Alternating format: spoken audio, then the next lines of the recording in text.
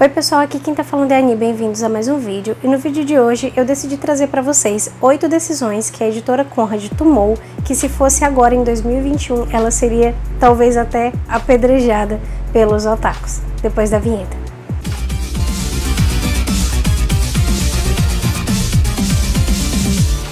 Antes de começar o vídeo, não esquece, deixa aquele like para fortalecer o canal que ainda está crescendo no YouTube. Se inscreve e ativa o sininho de notificações para quando saírem os próximos vídeos vocês serem os primeiros a saber. Eu ultimamente venho frequentando um pouco menos os grupos de WhatsApp e os grupos de Facebook, mas vez ou outra eu me deparo com algumas mensagens, como por exemplo, a editora Conrad sem dúvida era a melhor editora para trazer mangás aqui para o Brasil, era a editora que assim não cometia erros, era a editora isso, era a editora aquilo, e não é bem assim que funciona. Eu entendo que muita gente que está começando agora no mundo dos mangás, óbvio, não vai ter muita noção desse lado e eu não julgo, pelo contrário, na verdade, inclusive, eu fico muito feliz que nos últimos anos, talvez desde 2017, nós temos tido um crescimento muito grande dos leitores de mangás e, sem dúvida, isso é muito bom para o mercado, né, de leitura, do mercado de mangás no Brasil, e isso incentiva com que outras editoras continuem produzindo e trazendo esses volumes pra gente. É óbvio que a primeira editora a trazer mangás no sentido oriental de leitura é para ser lembrada com muita nostalgia por todos os fãs, por todos os otakus. Eu, por exemplo, tenho até hoje essa minha edição meio tankō de Fushigi Yugi, que é uma edição assim que eu adoro de paixão. Tem uma história incrível e eu agradeço a Conrad, que foi inclusive a minha primeira coleção completa. Foi um presente que eu recebi da minha família de Natal. Eu guardo ela com muito carinho e a história é muito boa. Mas o problema é que muitas pessoas estão tão imersas nas boas lembranças que acabam esquecendo como a Conrad fazia algumas coisas. Por isso eu decidi fazer esse vídeo trazendo 8 coisas que a editora Conrad fazia na época, e se ela fizesse hoje, óbvio, como qualquer editora de hoje, se ela fizesse isso hoje, o público sem dúvida iria apedrejá-la. Lembrando, gente, que o intuito desse vídeo não é hatear, pelo contrário, na verdade a gente deve um certo agradecimento à editora Conrad, porque ela teve um demérito muito grande em trazer a cultura oriental também pra cá. Todos os mangás,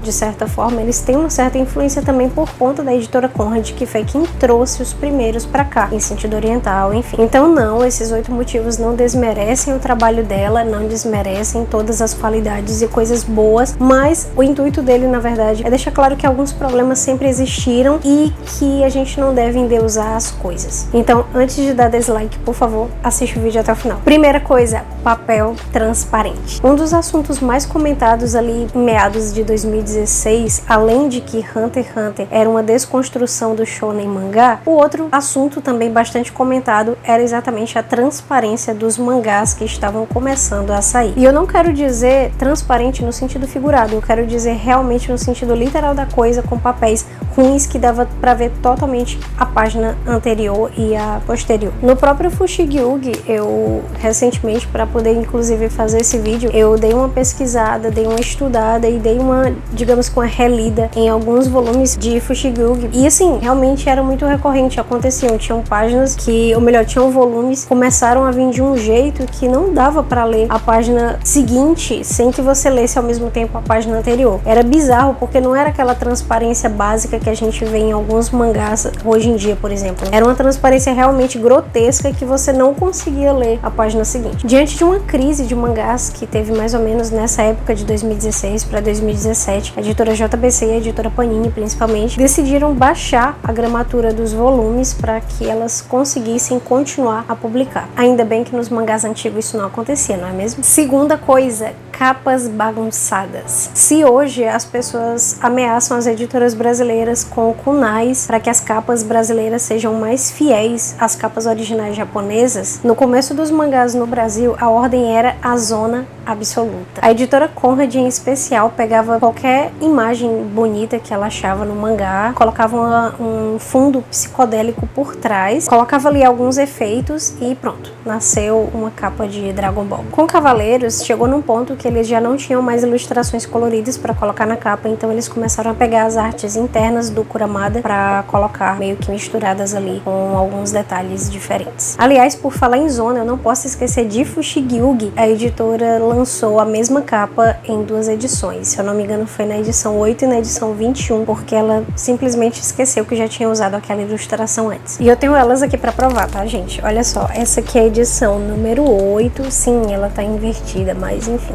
Vocês podem ver aqui o 8, certo? Que é a capa. E a edição número 21. É exatamente a mesma capa, só mudaram o numeral aqui, 21.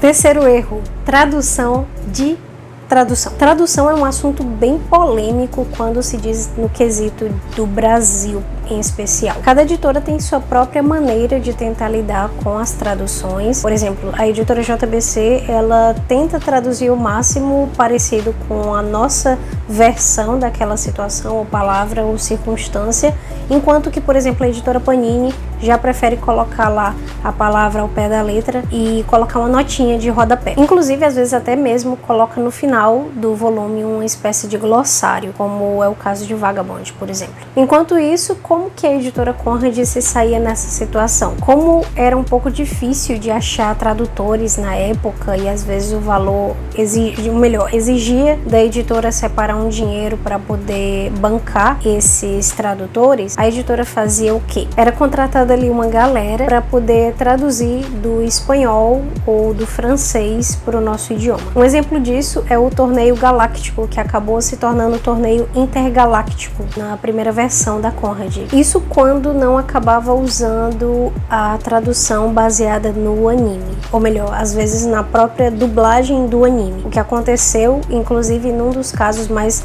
famosos, que foi o personagem Jabu de Unicórnio, acabou sendo chamado ali na edição como Jabu de Capricórnio. Quarto motivo: cancelamentos. Cancelamento, de maneira geral, é uma coisa extremamente complicada, é quase que um tabu, principalmente entre os fãs dos mangás, porque a gente lida bastante com, às vezes, autores que decidem parar, acabam sendo cancelados da revista, né, no Japão, e acaba que o mangá tem que ser cancelado aqui. Então, meio que cancelamento já é um assunto meio que vai que a gente só de comentar acontece ali uma urucubaba e dá ruim. Aliás, não só para os fãs, mas para as próprias editoras, isso é um tabu extremamente, digamos assim, assustador. Por exemplo, a editora New Pop, ela afirma com todo orgulho que nunca chegou a cancelar um mangá, enquanto que a JBC assume que teve um título cancelado, que foi Futariagá. Já a editora Panini, ela diz que colocou os títulos ali numa geladeira e que eles podem voltar a qualquer momento. O fato é que eles nunca voltam. Mas é óbvio que a editora Conrad nunca faria isso com a gente, não é? Na Conrad, as coisas aconteciam da seguinte forma: cancelamentos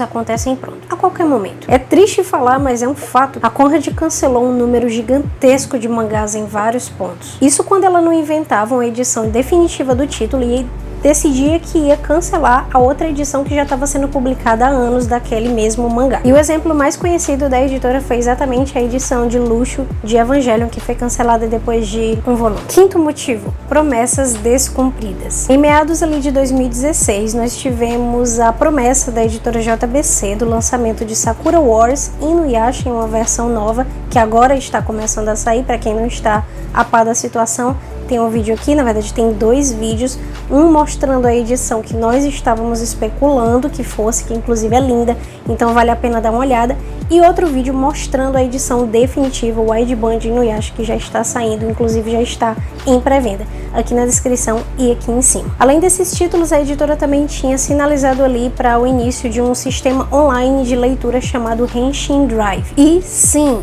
durante muitos anos todo mundo ficou pensando, isso nunca vai sair, porque Sakura Wars começou a sair agora, Inuyasha foi anunciado recentemente, e o sistema online eu não sei dizer exatamente quando que começou e se realmente é do jeito que eles disseram na época, mas demorou, mas tá aí. Quanto à nossa queridíssima editora Conrad, ela chegou a publicar material promocional de 3 edições, que foram Berserk, Deca, acho que era Deca o nome do mangá, e Pokémon Adventures. Os 2 primeiros realmente chegaram, só que pela editora Panini. E o terceiro, bom, infelizmente ou felizmente, não sei dizer, não conheço a história, mas ninguém sente muita falta. Cerca ali de 2002 saiu inclusive uma nota oficial falando do anúncio de Berserk, de Koudelka, que parece ser uma história meio sombria. Eu inclusive fiquei bem interessada quando eu fiquei sabendo da notícia. Foi feito o anúncio, foi feito todas as promessas e nenhum deles saiu do papel. Sexto motivo: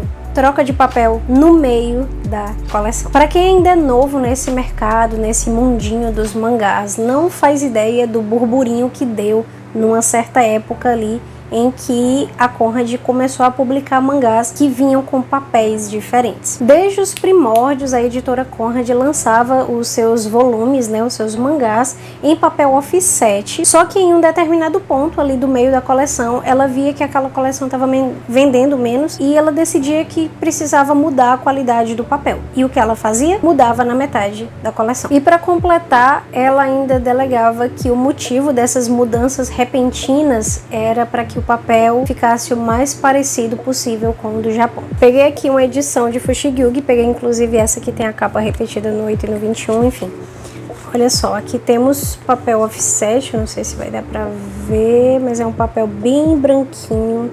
Era maravilhoso de ler. E isso aconteceu em 2 mangás, que eram exatamente os mangás que ela estava vendendo menos, né? Em menor quantidade. Fushigi e, pasmem, One Piece. Sétimo motivo, seção de cartinhas. A gente aqui não tinha um padrão para se seguir, um modelo de publicação para os mangás aqui no Brasil. E aí, a editora precisou inventar seus próprios padrões. Inspirada nos modelos antigos de gibis de heróis, a editora Conrad decidiu adicionar uma seção ali de cartinhas para ter uma certa interação com os leitores. Algumas outras editoras começaram a achar a ideia interessante e decidiram seguir ali o mesmo padrão, até que o Japão entrou na briga e disse: gente, para com essa palhaçada. Você sabe o que é o Japão se meter? Para com isso, o mangá não é para ter cartinha. Foi isso que aconteceu. Aliás, creio eu que um dos motivos para isso ter acontecido tenha sido uma edição que teve uma fanfic no final de um volume de Berserk. E chegamos ao número 8.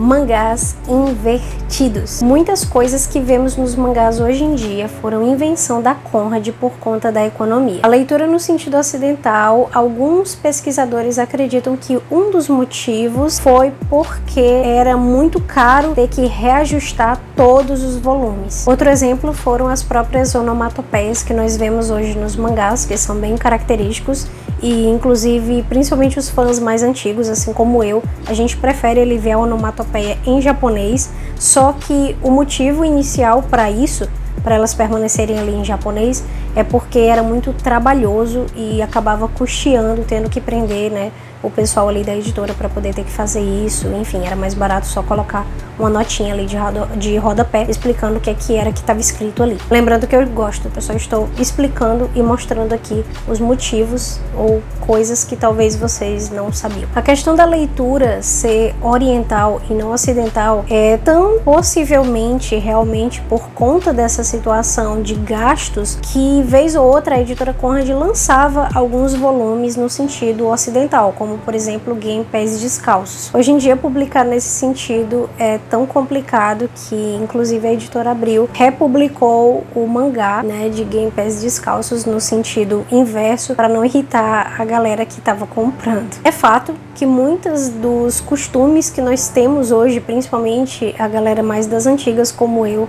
temos costume de preferir uma onomatopeia ou preferir o mangá no sentido oriental. Claro que tudo isso veio da editora Conrad e da editora JBC, que foram as primeiras que trouxeram para o Brasil, né? Em especial, nós estamos falando da editora Conrad, que trouxe Cavaleiro do Zodíaco, trouxe Dragon Ball, que são clássicos dos clássicos até hoje e provavelmente por muitos mais anos pela frente. Eu não desmereço nem um pouco, eu acredito que a cultura dos mangás no Brasil, ela tem sua própria identidade por conta também da editora Conrad, então eu não desmereço em nada do que ela fez. Teve algumas coisas que pra mim, ao meu ver, realmente são mancadas bem grandes, como a questão do papel ou às vezes a questão das capas sendo repetidas. Isso pra mim, sim, meio complicado de defender, mas na questão de, por exemplo, onomatopeias ou um mangá ali no sentido oriental de leitura ou uma capa repetida derretida, né, ou capa espelhada que a gente chama, né, que são as capas que são idênticas a frente e verso. Nada disso chega a me incomodar, na verdade eu acho que acabou criando uma identidade, mas ao mesmo tempo o motivo desse vídeo foi mostrar algumas coisinhas que eu via muita gente endeusando a Conrad como se ela fosse a melhor editora do mundo, e eu sei que muita gente pode estar me xingando e colocando nos comentários que eu tô falando besteira, mas gente, o fato é que não, nada é perfeito, assim como a editora JBC, a editora,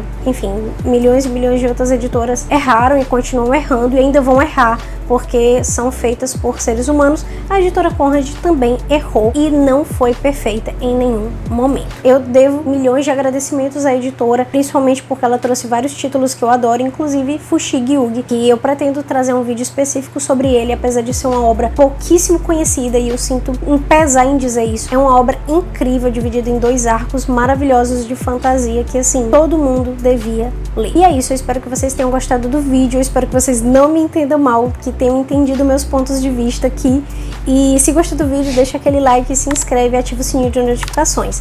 Eu vou esperar vocês aqui nos próximos vídeos. Mata, né? E até o próximo vídeo.